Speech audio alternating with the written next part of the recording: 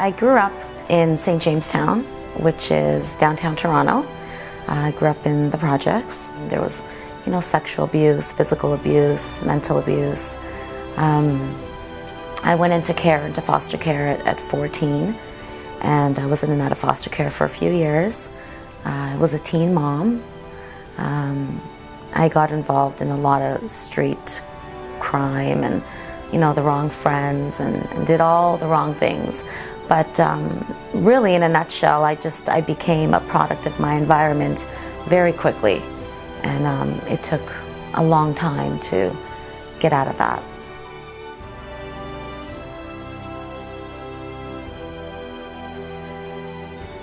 I was in my early 20s when I met this young man who was a breath of fresh air at that time, especially because of what I had been going through. And we dated for about a year and a half, and he was later murdered in front of me, and he died in my arms.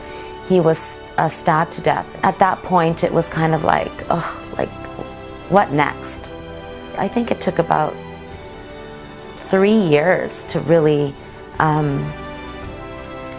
when I say get over it, just to get better, to accept it. The name of my business is the Deva In You Group. It's a self-development and counseling organization for women and youth at risk. I gave birth to this business about 5 years ago. I knew for a long time prior to that I wanted to work with youth and women at risk. I also knew that I didn't want to work for anybody. I wanted to own my own business so that I could do things my way. I know it works because I was a victim. My favorite part of the business is facilitating workshops. I've got over 15 workshops that I've created myself. I own the curriculum to them. Unique Girls is a girls program that I created myself, Colleen Miller, and Natasha Morris. We created this program together. We do empowering workshops for young girls. I was going up the stairs and I had a seizure and I fell down backwards and I flipped a couple times and I landed on my head. I got to the hospital and I kept seizuring. It was like every minute. They came and told me that I had to go into immediate brain surgery because I was hemorrhaging. I had a large brain tumor.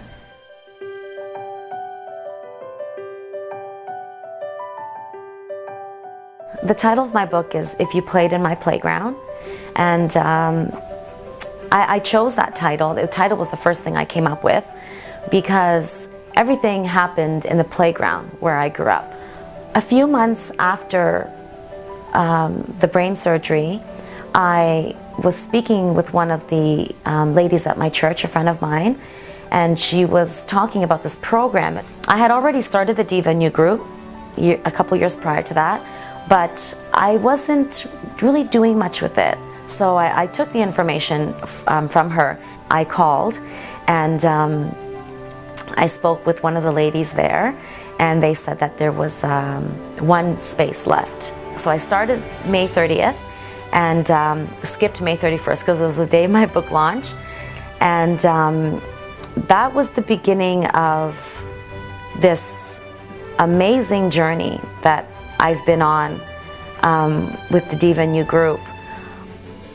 It's mind-blowing how much I got from this program in terms of the behind scenes of business, marketing, promoting, advertising, social media, the business plan alone. I mean, I wouldn't know where to start if I had to do a business plan on my own. And just networking opportunities, just the doors that have opened because of this program. I will forever be thankful to Microskills. They motivated me, they empowered me, they inspired me, they inspired me to believe. I've had several interviews, 100 Huntley, Grace, Rogers, Oprah, the OWN network, has a new show called The Truth Project, and I had an interview on that. The long-term goal, I'm literally just at the very beginning of it, and Microskills really created that picture for me.